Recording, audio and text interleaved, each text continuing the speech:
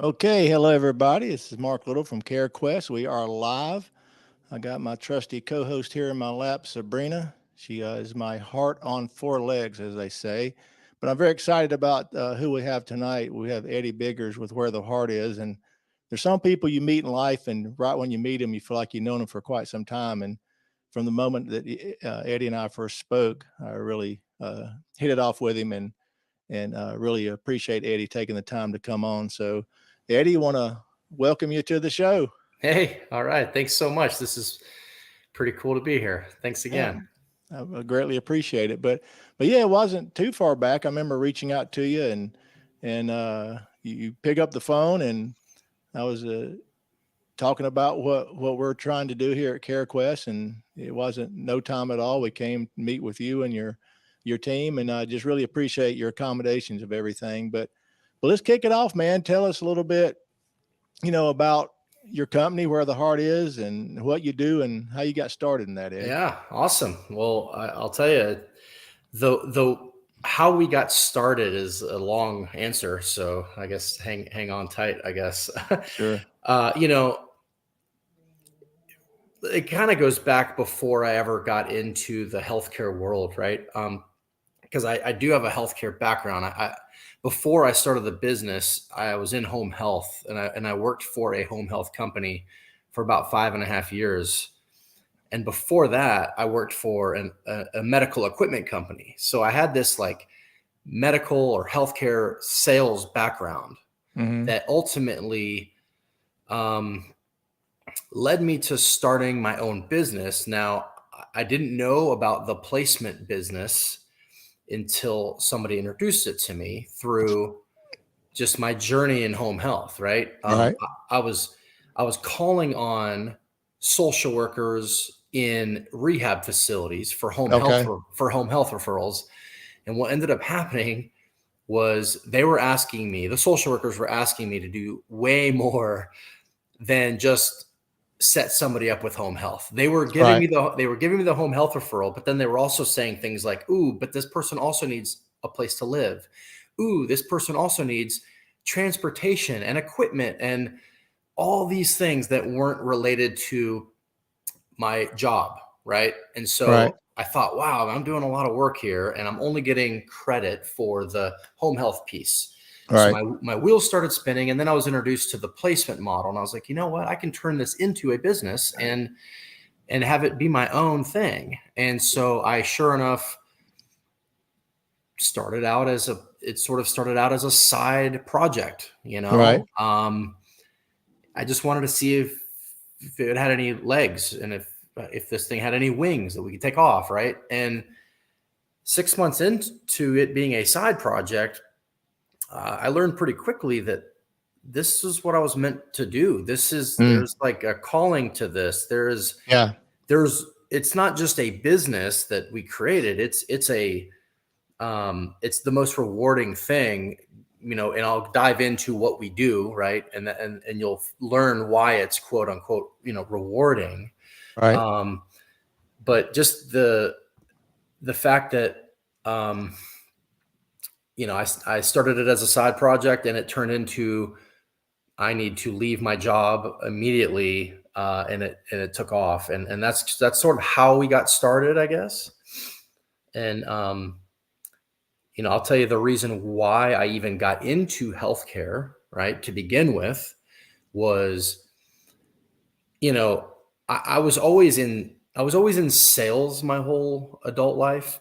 Mm-hmm. But then when I was 24 years old, my mother actually died of breast cancer. Wow. So I was raised an only child. I was raised primarily by my mother, Mm. until she got remarried when I was 9. But she raised me on her own for the most part. And Right. when she died, it crushed me. Right? I mean, I was 24 years old. She was 54 years old, Oh and my goodness. yeah. And so I basically turned my Wow. selling ability from my early adulthood, um, into selling something that I was maybe a lot more passionate about, and Right. actually got to have my hand in quality of care for people that sort of stemmed from my mom's passing. She went through hospice and the whole thing. So that's Wow. the underlying like reason behind it, ultimately leading to my starting the business. So ultimately is my mom, right? Wow. It's almost like a way of being able to honor her every day in a way. Absolutely. Yeah. And it's it's tragic, the pain you went through that led to that. But on the other side of the coin, there's the side of entrepreneurship and the fears and the struggles that we all face starting a company, going out on our own, just the fears that we all have doing that. And it's neat how you start something and it leads to where you're at now. Right. It's crazy how that works. So you kind of already said and answered a lot of this. When I say what makes you different, that's one of the things that makes you different. But on top of that, what else would you say makes you different? Well, I guess when I talk through what makes us different as a company, I have to kind of answer a part of that first question is like what we do, right? I mean, so for those that are tuning in that might not know what senior living placement is, I do have to I'll just answer that first, right? So we own a senior living placement company, which is where when somebody needs to find senior living, we will help them find the right one based on all of their criteria. And we're not only going to try and find the right one, but we're going to be with them the whole way through their journey. Right. We're going to go on the tours with you. We're going to, help vet these places with you in person. And then we're going to help you along the way with resources that you might need. We're going to help, ask the difficult questions to these places. The uncomfortable questions, the financial questions sometimes. Yeah. So what makes us different in what we do is honestly, there's a lot of answers that as the owner of the company, of course, that I'm going to have to that. But in my opinion, what makes us different is just the compassion behind it, because ultimately the compassion behind it leads to us physically being there with people and also being able to and being willing to take on cases or referrals or clients that other companies like mine might turn away. Now right. that could be financially driven, or that could be really high care needs. Some people that do what we do, and I love my competitors, and a lot of them do what we do, exactly what we do, but some will shy away from high dollar, or I'm sorry, they only want the people with high dollar. They only want people that are more independent. They don't want to shuffle through the weeds and find the right place because it might be too difficult and they might not have the time to do it. So I think what makes us different is just our willingness to go above and beyond, because I said this the other day to somebody. It's like, if you say that you serve seniors, you have to say that you serve all seniors. Yeah. Well, we don't only serve a select handful of seniors that can afford a certain place. Yeah. We serve all seniors. And I want that message to always be loud and clear. Right.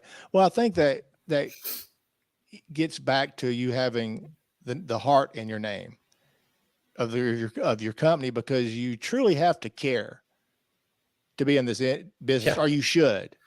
And I think we're not to get off in the weeds here, but we're familiar with a company out there that has a website that, people are looking to place their, we'll say mom, hint, hint, and they go and they fill out a form because they're just inquiring. And then this massive company registers their contact information to all the different agents, communities that they're sending the lead to. And then it's like, all right, now it's up to you to go visit them. And we get credit for it.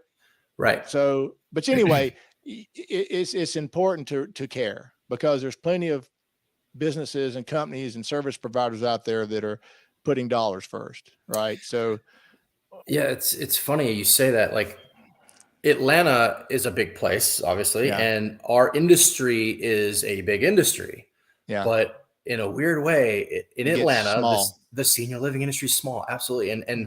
And I think because of that, it gets exposed pretty quickly if somebody's in it for the wrong reason.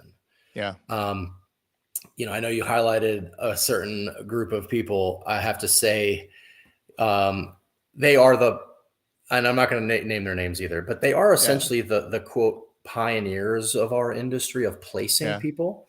Yeah. So I do have to always give them like the hats off to like starting the model essentially. Right. But you're right. I think the bigger national, I call them the national hands-off versions of what we do. Yeah. And And I'm not knocking that it's not a good service or whatever. It's just, I think it's just when a lot of the actually communities are not like, geez, man, this is kind of heavy handed, right? So it is what it is. But what would be unique working with your company? Oh, I love this question because it's working at where the heart is, and I hope my team's watching. Right, so I love this because whenever we've brought somebody on to work with us, we've highlighted that it is a family business, and we mean that. And it's not just that we're a family of owners that own the business. We mean that anybody that works with us is our family, and that we're going to hopefully and live this through and treat every individual that works with us as family. And I get kind of emotional sometimes thinking about like where we are now versus when we first started. And the reason for that is because of who we have on our team. And it's like, it's just unbelievable. The biggest, biggest compliment I could possibly get is when I meet somebody for the first time that I've never met, but they say things like, "Oh my gosh, I love working with Melody," or "I love working with Ashley or Angel." They will name, they will say, "I love working with them," and I've never met them, and it's like that means that our team is making an unbelievable impact. And so to answer your question, like what makes us unique to be, a unique place to work at, I think it's just that. I think it's just we offer, it's a family atmosphere. We hopefully offer some work-life balance, and we get to present an opportunity for them to make impacts that are life-changing, right? Our team, we're on a group text, and we're always getting updates on families that they're working with. And my favorite thing is when they get a text message from a client, they will share those words to our group text. Oh, okay. And a lot of times it is like people that are just left like tearfully grateful at their service or our service to them. And so our opportunity, we're presenting an opportunity for them to be impactful. And I just think that's a great question.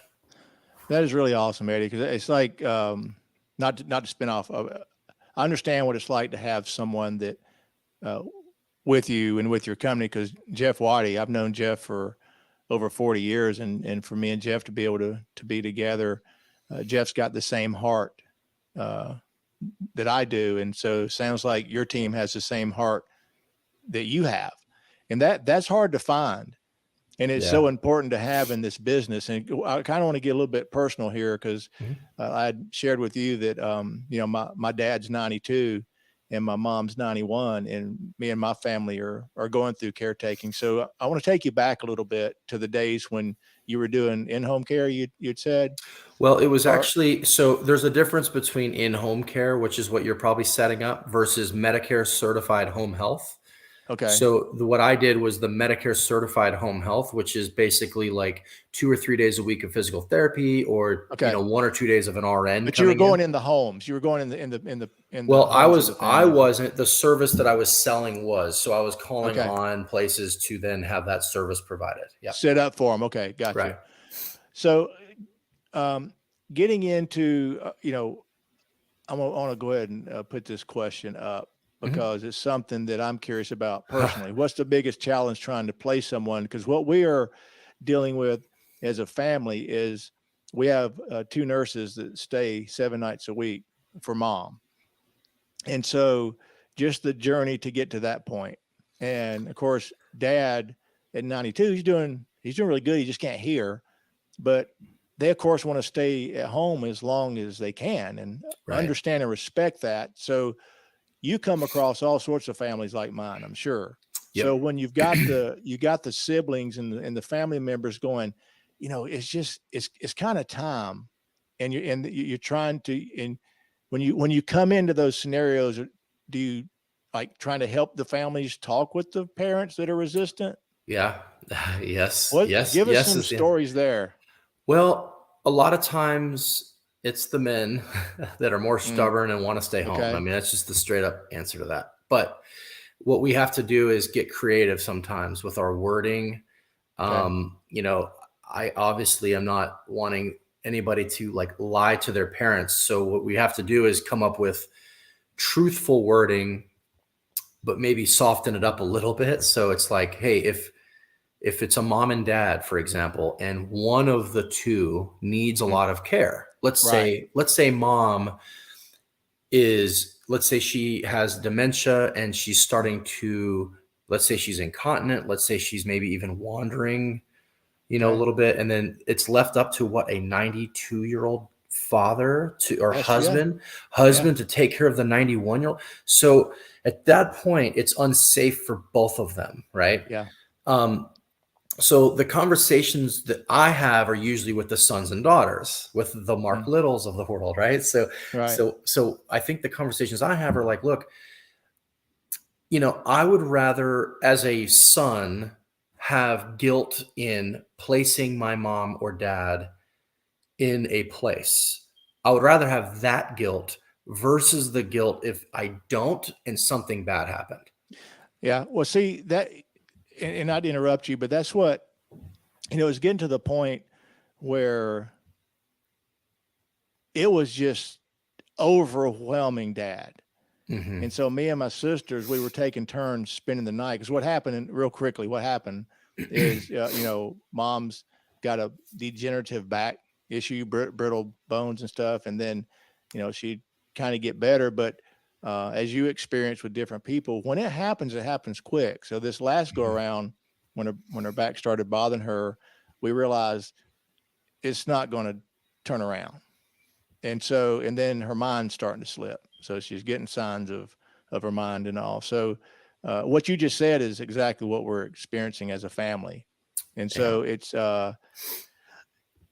it gets to the point of, and how do you bring stuff like this up with families to where me and my sisters, like, it'd be really nice just to be able to visit with mom and dad and not have to always be running errands, getting things, taking care of them, cooking meals, getting lunches, on and on. It's not that we mind, we're honored that we can, but does that become a positive for families when you talk with them and just, they realize that they could spend better quality time with their family instead of everybody being caretakers?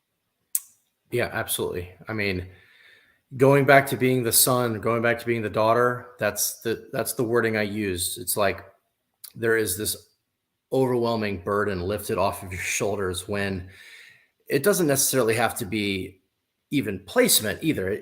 Your relief doesn't have to be in placing somebody in a facility. Like, obviously we're in the business of that. So sometimes, though, I have to say, like, the relief can be just passing the torch to a professional. That's really what that's where the relief comes in. So that could be a home care person. Yeah. And so I definitely want to answer the question, though, because of what's the most difficult thing or hardest thing about placing somebody.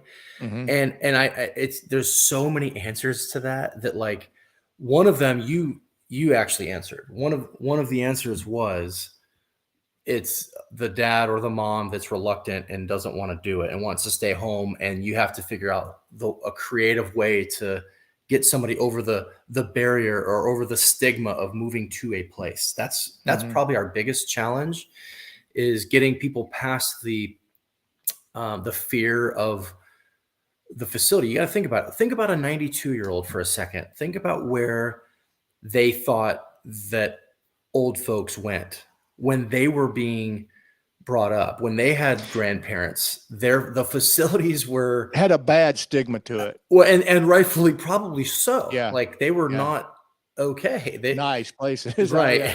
And so to try and get the stigma off of a 92-year-old that has it in their mind that it's going basically could be going to a place to die. I mean, that's ultimately, that's wording that we've heard. And so I will say this, in-person tours will sometimes overcome that because these places have gotten so creative. Oh, they are some beautiful places. And it's not just, it's of course beautiful. That's of course number one, that's the first impression. But when you get into the building and you start seeing activity and you start seeing other residents doing life there and not going there to die, I mean, that's when some of that stigma gets ripped away. And so the biggest challenge for somebody who's reluctant is just going to tour. Yeah. Once they're there, oh my gosh. I had a guy literally today that I toured that he was reluctant. And then he walked in, he said, "Oh my God." And he literally, he almost was like tearful on, I can't believe that I even deserve this. Like he didn't think he deserved to be in that nice of a place. Wow. And it's like, I think that's our biggest challenge is just getting people to understand that it doesn't have to be scary. Yeah. And some of the communities have some phenomenal chefs. The food is off the chain on some of these places. And I love that you said the word some. Yeah. Yeah. So, I mean, I agree though. I mean, this is hilarious, right? So when you ask the son or daughter of a client, what's the most important thing in finding a facility? The sons and daughters are going to say the care and probably like the maybe the way it looks, maybe. But the most important thing when you ask a resident, what's the most important thing to you in finding a place? 100% of the time, food. Oh yeah. Yeah. And so they want good food. They deserve good food. There are some really good chefs that are coming from like the hotel industry. Yeah. Now doing senior living. And I could speak for my whole team. We've been served breakfast at some of these places that are like 5-star food. It's like really good food. And so I think that every place isn't obviously this equal there, but I think they're getting there. They're getting there. The standards of being raised every year. It's almost better. Would you agree? It's almost they're being forced to, because there's some big players coming to the scene, and there's some really large developments that they're starting to not just have the 55 communities, but it's 55 all the way to memory care. So there's some massive, huge developments that are coming on. There's fixing to be one break ground in Peachtree City that's going to be massive. Awesome. You know, so you sit there and you're looking at the money that a lot of these communities, a lot of people don't realize that company owns 15 other places in different parts of the country. Some have 20 of the communities. So the industry is huge. Here's an interesting question here. And as an entrepreneur myself, you know, we all have these thoughts, and sometimes it's kept to ourselves. What's the vision for your company at this point in time? Awesome. After all these years. Love the question. So it's going to sound like a vague answer when I say this, but ultimately the vision for our company is to get as many people to know about our service as possible. Now, if that means expanding, I think it does. We have such a good thing going in Atlanta that why not try and duplicate that or even expand to multiple markets, right? So the vision for our company, I think is, I mean, right now we're kind of projecting out a couple years, maybe to do something regional. I'll save some of the cards, you know, I'll hold some of the cards close here to me, but I think the ultimate, answer to that is, like I said, the vision for the company is to impact as many people as possible. And if that means growing at the rate we're growing, then we're going to keep doing that. And we are a team of really 7 people right now. When you count everybody, it's if you asked me a year and a half ago what the vision for the company was, I don't even know that I was prepared for where we're at now. I mean, where we're at now is probably beyond what I had my year out forecast of our vision. Right. So Yeah. I'm just impressed with the way things have gone. Not impressed. Obviously, I'm not like, that's not a me patting myself on the back. That's a team thing. That is Well, our, you deserve some credit, man. I mean, that is them though. That is them. yeah. We are, we're Well, growing because of them. any company is only good as the people that's with it. That's right. You know, so everybody, it's true to a degree that employees will not take care of people like the owner will, but in this situation, like I said earlier, you got to have a heart, or you should have a heart to be involved in this industry. So naturally, you attract that talent of people that care, and it makes a bigger difference because this is personal for me. It's personal for Jeff. His mom was in memory care, and she passed last year. But when you're living it, Eddie, it takes on a whole different realm. Yeah. Because you can relate at ways you didn't really realize you could relate until you face it. And that's true with any topic in life. But is there anything else that you would like to share from your experiences, personal experiences, anything that you would like to share that could help anybody that stumbles across this video in the future? Maybe they're inquiring about your services with your company, or they're just trying to navigate the process. Is there anything that stands out you'd like to share? Well, I mean, yeah, how long do you have? You know what I mean? As long as you, right. As long as you need. Yeah. Well, no, I think ultimately my quick answer to that question is, even if it's not our company, seek out somebody. Now that could be another company like ours. I honestly want people to know that companies like ours exist. We're a cost-free, hands-on placement service that provides all types of senior resources. Right. So take advantage of that. It doesn't have to be Where the Heart Is. It can be anybody else. Yeah. But use us and take advantage of the experience and the knowledge and the hearts that we have, because our biggest challenge in letting people know is not enough people know that our type of business even exists. Yeah. Right. So if somebody's listening to this, I hope that didn't sound like a commercial for me. It needs to be a commercial for our industry and for just letting people know that our type of service exists. So if you're going through a journey of finding the right place, why not have somebody join you on that journey that is a third party, that is taking kind of like emotion out of it, taking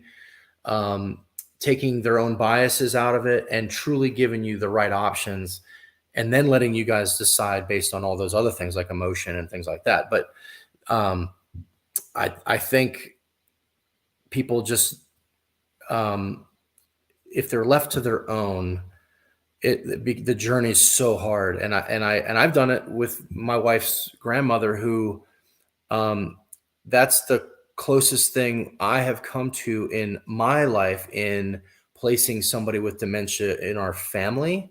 And she just passed away today. Oh no. Wow. Today. I found out about 2 hours ago. I'm sorry. That my wife's grandmother battled with dementia. And it's crazy, because she was the only family member that ultimately I had to walk in the shoes of a client and place and go through that journey. So I know firsthand how hard it is as a family member. And I just thought I'd share that, my God, like, we placed her 4 years ago or something like that.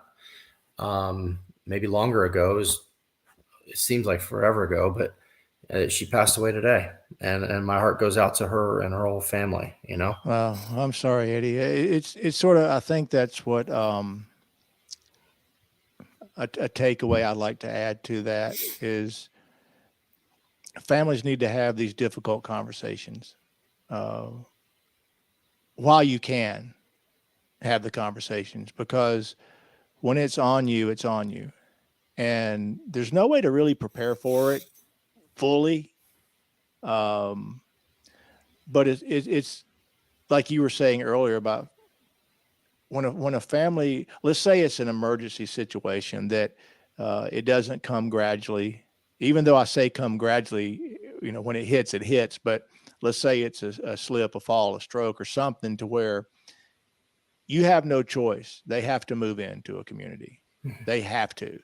And so families are scrambling, they're struggling, especially if you've got family members or siblings that live in other parts of the country, and it just comes in like a tornado. And it's like, how do we navigate this? How do we prepare for this? And you have to have the conversations now. Yeah. And our goal is, in those situations, we want the most challenging part of all of that to just be finding the place. There's so many logistical things that come with finding a place and moving in. There's physician paperwork. There's probably getting together like all the power of attorney stuff and doing a lease signing and physically getting a moving company to physically move the furniture and all of that. And so we try to take all of that off of people's hands so that the most difficult thing that they have to worry about is just picking which one they like the most. Just focus on that. Yeah. Focus on that. And so we have that happen where it can be very overwhelming to go through, especially if you're out of state. We've had that happen where it's like, there's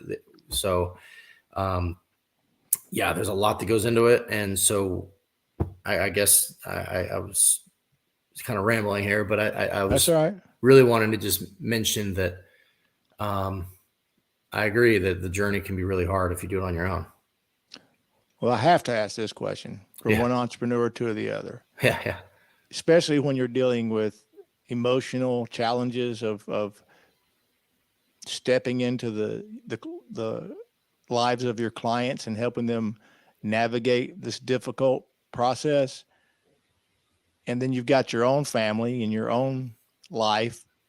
How do you take time for you and your family and decompress and not have it overwhelm you, if that's the right question, or if you understand what I'm saying? Like, how do you take care of Eddie and your family? I almost want to tear up at the question because I have things that I like to do.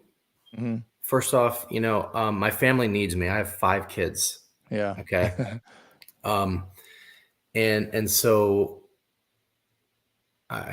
how do I answer this? What do I do to take care of me? And I think I'm almost like in shock that I'm even being asked that, because I don't know when the last time I was asked that, Well, the reason I ask it, it's not, it's not to put you on the spot. It's just that I've been self-employed my whole life, and I understand what it's like from a business owner standpoint, and the overwhelming stress of it all. And you almost, when you go through those times of starting a company and just going back to when you're going, hey, wow, do I put my toe in the water to start this placement agency thing? And you're like, it's going to be kind of a side gig. So there's a lot of emotion that goes through those decisions. There's a lot of unknowns and fears. And at the same time, you come home and you've got your family and your kids, and they need you, and you blink and your kid's older. They outgrown another pair of shoes. They've outgrown another pair of pants and all that stuff. Well, and if you're not careful, life gets away from you. Yeah.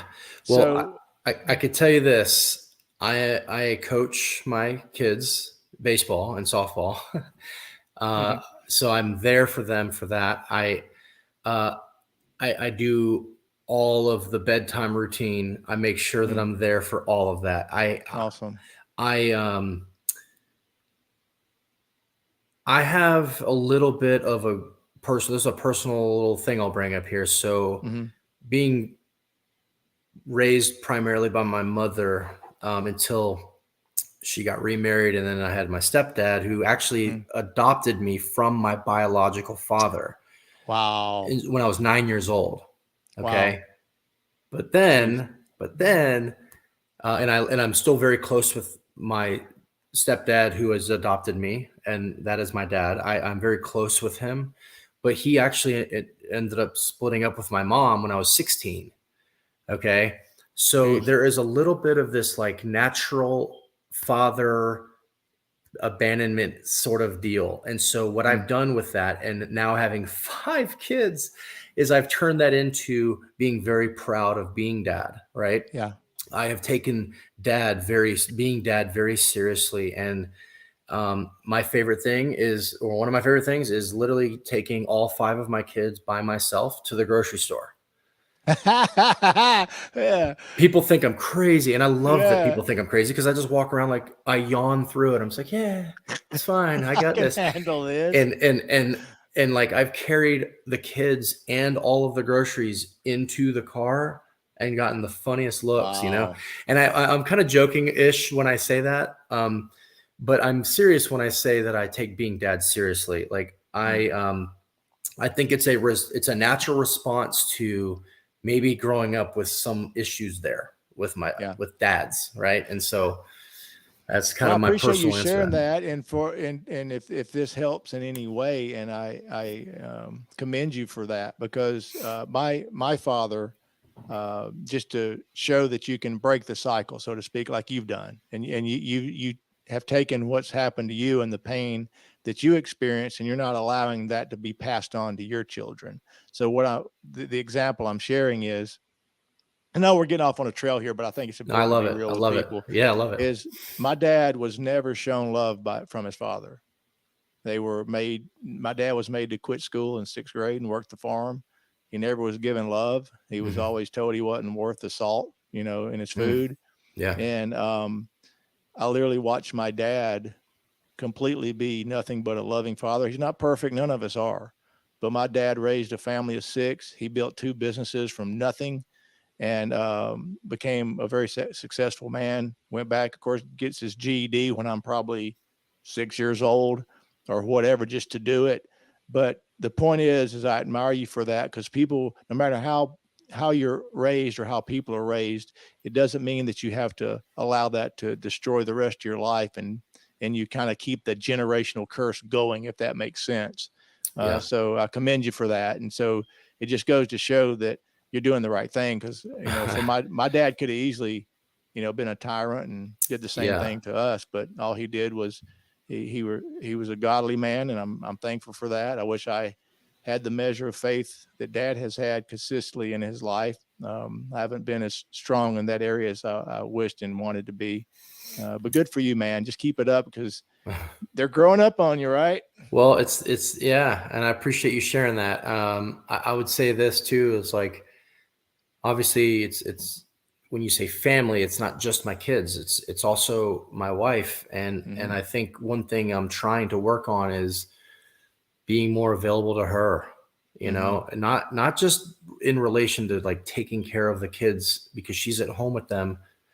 It's not just about that. It's just being there for her. I've you know It's important. it's super important, and I think I hope this is a message for people watching, if they are like having this same work-life balance sort of issue, is that I've learned pretty quickly here recently, like what's really important here, like what am I doing, and Well, I mean, I love this, and I mean, I think what's important to me is like you never know what is going to come out of conversations, right?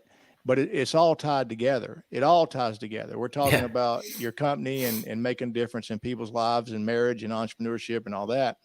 But it's all a part of it. It's all real, because just like my wife is stepping up to the plate, and what she does for my parents is like overwhelming. I'm so thankful for yeah, her to step up and do what she does for my mom and dad. And I'm a member of a forum on Facebook about people that are in the midst of taking care of their elderly parents. And there's a lot of bitterness, and people hate their parents and despise the situation they're in. But what you're saying about having to be there for your wife, it's all true, because when we get so busy trying to make ends meet, build companies, whether it's successful or going through a downturn or whatever, it's easy to lose focus and sight on what's most important. And that's the glue that holds us all together. That's going to be the glue for your kids to be able to grow up and see mom and dad be together. Right. Yeah, So absolutely. I Absolutely. commend you for it, but Yeah. buddy, I really appreciate you taking the time.